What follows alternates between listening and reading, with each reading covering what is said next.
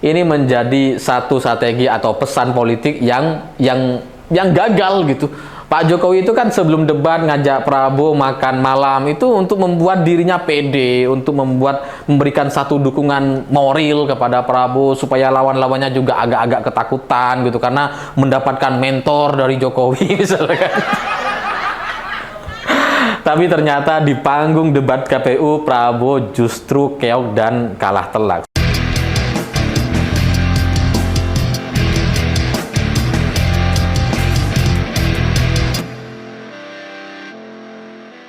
Selamat malam semuanya. Ketika debat Capres sedang berlangsung kemarin, terus terang saya agak penasaran bagaimana perasaan Presiden Jokowi melihat penampilan atau performa Prabowo Subianto, karena sangat-sangat memalukan sekali. Di luar ekspektasi banyak orang gitu ya. Soal materi pertahanan ternyata Prabowo justru babak belur.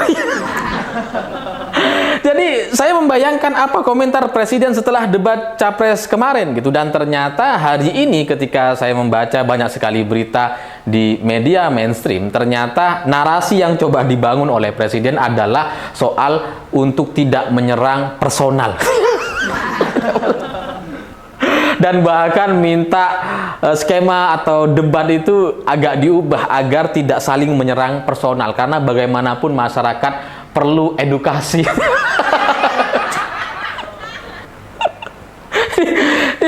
Saya terus terang agak kaget gitu, karena saya pikir Presiden akan bilang ya biarkan rakyat yang menilai, kan biasanya kayak gitu ya. Ketika ada intervensi di MK, ketika Gibran maju sebagai cawapres, itu Pak Jokowi kan bilang ya biarkan masyarakat yang menilai. Tapi setelah hasil debat Capres yang sangat-sangat memalukan atau sangat-sangat merugikan bagi kubu Prabowo Gibran, justru Presiden mengatakan bahwa ini ada semacam kesalahan karena jadi menyerang personal. Sehingga dari sini saya mulai mengerti satu teori baru gitu ya. Jadi kalau ada situasi kecurangan atau situasi yang melanggar etika tapi menguntungkan bagi dirinya, Presiden akan bilang ya biarkan rakyat yang menilai. Tapi kalau ada situasi yang tidak menguntungkan, seadil-adilnya, se-fair-fairnya sistem atau aturan yang sudah berlaku, tapi kemudian Presiden bilang ya ini harus diubah. Ini nggak mendidik, ini menyerang personal dan sebagainya.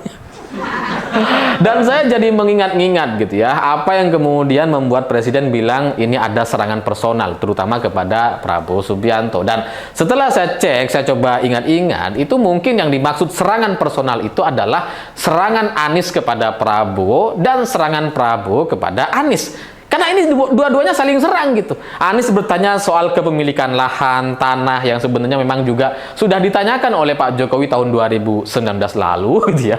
Dan Pak Jokowi menanyakan itu gitu. Menanyakan soal kepemilikan lahan 340.000 hektar yang dimiliki oleh Prabowo Subianto. Jadi kalau tahun 2019 itu dilakukan oleh Pak Jokowi, hari ini dilakukan oleh Anies.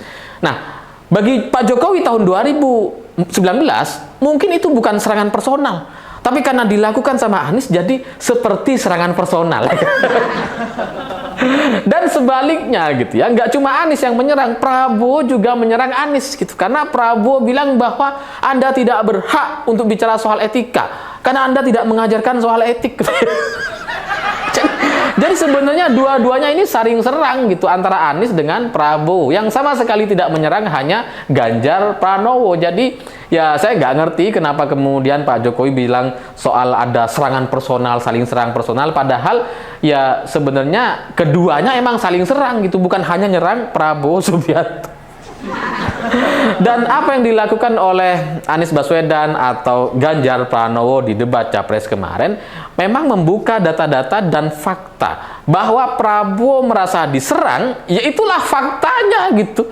Faktanya memang Prabowo ini banyak kasus, banyak masalah, ya itu fakta gitu. Sehingga dengan bahasa sesopan-sopannya, dengan ekspresi sedatar-datarnya, tetap aja itu menjadi satu fakta yang tak terbantahkan. Bahkan kalaupun misalkan tidak dikatakan oleh Anies dan Ganjar, itu tetap aja Prabowo memang banyak masalah. Gitu gimana? Tapi soal 340.000 hektar kepemilikan lahan yang dimiliki oleh Prabowo itu sebenarnya kan maksudnya adalah HGU. Memang bukan milik Prabowo, milik negara, tapi seperti dimiliki oleh Prabowo karena ya sampai sekarang masih dimiliki oleh atau dikuasai oleh Prabowo, kecuali yang ada di IKN kemarin kayaknya sudah dilepas beberapa. Tapi ya pada intinya ini menjadi satu masalah yang layak dipermasalahkan. Karena tahun 2019 kita mempermasalahkan itu, jadi kalau Anies sekarang misalkan mempermasalahkan hal yang sama, iya wajar aja gitu. Itu sama seperti yang disampaikan oleh Pak Jokowi kok. Kalau Ganjar kemudian menjawab soal pesawat bekas, itu juga menjadi fakta yang tak terbantahkan. Bahwa kemudian dibatalkan sebelum acara debat kemarin, tetap aja itu tidak bisa mengubah kenyataan yang sudah dilakukan oleh kubu Prabowo Subianto. Sehingga narasi Jokowi yang menyebutkan bahwa dalam debat itu ada serangan personal gitu ya, itu kemudian diikuti oleh konsultan politiknya, diikuti oleh buzzer-buzzernya dengan strategi nangis massal sehingga seolah-olah Prabowo ini terzolimi, padahal itu nggak bisa gitu. Prabowo itulah yang justru menzolimi orang-orang lain gitu. Kasus penculikan tahun 98, kasus intervensi di MK, sampai kemudian Maman Usman dipecat dari ketua MK, itu menzolimi. Jadi nggak bisa kemudian Prabowo diposisikan sebagai orang yang terzolimi. Dan selain itu, memang penampilan Prabowo sama sekali tidak terbantahkan. Memang sangat-sangat memalukan, karena di tema yang seharusnya dia pahami, dia tidak paham sama sekali. Itu sama seperti Marquez di MotoGP yang bermain di sirkuit Jerman atau Sachsenring. Itu Marquez cedera sekalipun dia bisa menang gitu. Seharusnya itulah yang dilakukan oleh Prabowo soal tema debat pertahanan. Setidak konsentrasi apapun atau secapek-capeknya, dia pasti masih bisa menjawab soal tema pertahanan. Tapi ternyata dia nggak bisa. Jadi dari jawaban atau ucapan Pak Jokowi pasca debat kemarin, saya memahami, saya akhirnya mengerti kenapa Presiden mengajak makan malam Prabowo Subianto sebelum debat. Karena nampaknya itu ingin menjadi satu bentuk dukungan yang serius kepada Prabowo, sekaligus untuk nakut-nakutin lawannya gitu ya. Ini sebelum debat ini temanya tema pertahanan banget gitu, sehingga Prabowo menurut Pak Jokowi, mungkin Pak Jokowi ngerasa wah ini makanan Prabowo banget. Ya kalau dulu Prabowo nggak ngerti di tahun 2014 2019 dia nggak ngerti soal pertahanan gitu ya, meskipun dia jenderal waktu itu dan dipecat. Mungkin karena Prabowo tidak pernah berkiprah di pemerintahan, ya, sehingga ya kalau kemudian sekarang Prabowo sudah menjadi menteri selama 4 tahun, itu mungkin Pak Jokowi ngerasa percaya diri bahwa Prabowo bisa menjelaskan soal apa yang terjadi di pertahanan di Indonesia, karena dia adalah menterinya. Tapi ternyata sangat-sangat memalukan, dan ini menjadi satu strategi atau pesan politik yang gagal gitu. Pak Jokowi itu kan sebelum debat ngajak Prabowo makan malam itu untuk membuat dirinya pede, untuk memberikan satu dukungan moral kepada Prabowo supaya lawan-lawannya juga agak-agak ketakutan gitu karena mendapatkan mentor dari Jokowi misalnya kan. Tapi ternyata di panggung debat KPU Prabowo justru keok dan kalah telak. Sehingga dari sini saya juga ngelihat tidak ada perdebatan sama sekali terkait hasil debat kemarin seperti yang disampaikan oleh Mahfud MD. Tidak ada perdebatan di kalangan publik karena jelas yang menang adalah Ganjar Pranowo. Ganjar dan Mahfud MD sejak awal masuk sudah memenangkan hati masyarakat Indonesia dengan jaketnya yang sangat-sangat luar biasa itu. Dan buat teman-teman yang nanya di mana belinya, tolong jangan tanya ke saya, karena saya juga masih nanya itu gimana cara belinya.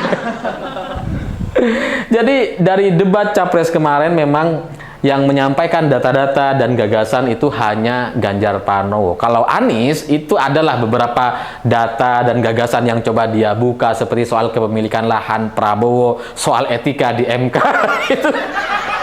Ternyata Anies masih ngejar itu, masih ngejar soal etik, udah semua etik gitu ya. Tapi soal gagasan, soal data, jelas Pak Ganjar yang jauh-jauh lebih lengkap, lebih memahami permasalahan persoalan, karena memang dari 3 pasangan ini, 3 capres ini yang bisa mendengarkan, yang mau mendengarkan dan memahami persoalan atau permasalahan yang ada di bawah, memang hanya Pak Ganjar. Kalau Anies itu bicara soal teori dan gagasan-gagasan yang dia dapatkan mungkin dari banyak referensi, Sementara Prabowo nampaknya kelabakan, tidak bisa bekerja, tidak bisa menjelaskan apa yang sudah dia kerjakan selama 4 tahun terakhir ini.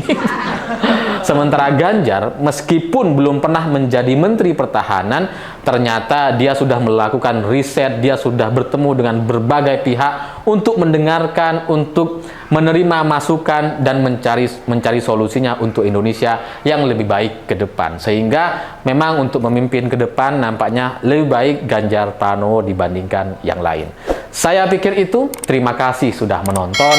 Begitulah kura-kura.